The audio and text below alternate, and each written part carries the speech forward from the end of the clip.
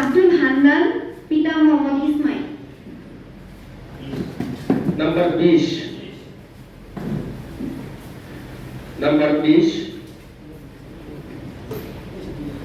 ইসমাইল, পিতা আব্দুল রহমান।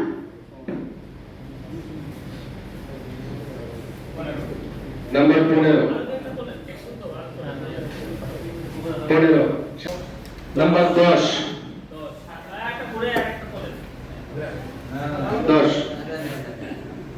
নূরুল্লাহ।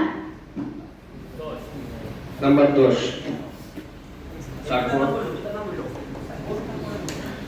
তারপর 32 আমাদের লটারি কার্যক্রম শুরু হতে যাচ্ছে। আমরা প্রথমে শুরু করছি বুরুদিয়া ইউনিয়ন।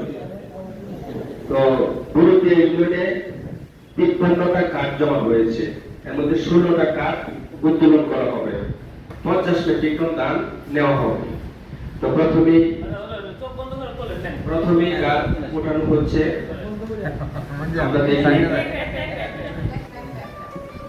আমরা দেখি যে আসলে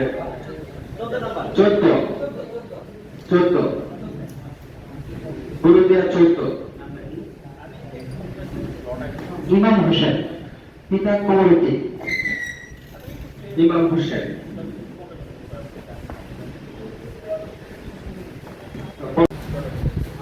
এখানে বয়স্ক কে আছেন?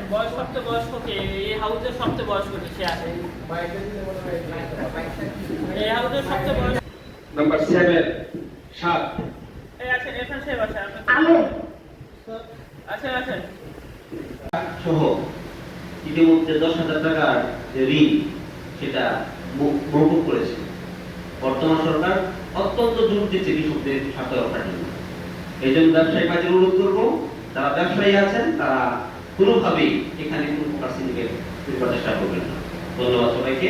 কৃষকেরা যেহেতু অনেক ক্ষতিগ্রস্ত হয়েছে, কৃষকেরা যেহেতু বাংলাদেশের প্রাণ, তারা ফসল উৎপাদন করে যেন ন্যায্য মূল্য পায়, এই জন্য সরকার বাজারে রেটের মোটামুটি বেশি দামে কিন্তু ধান ক্রয় করতে যাচ্ছে।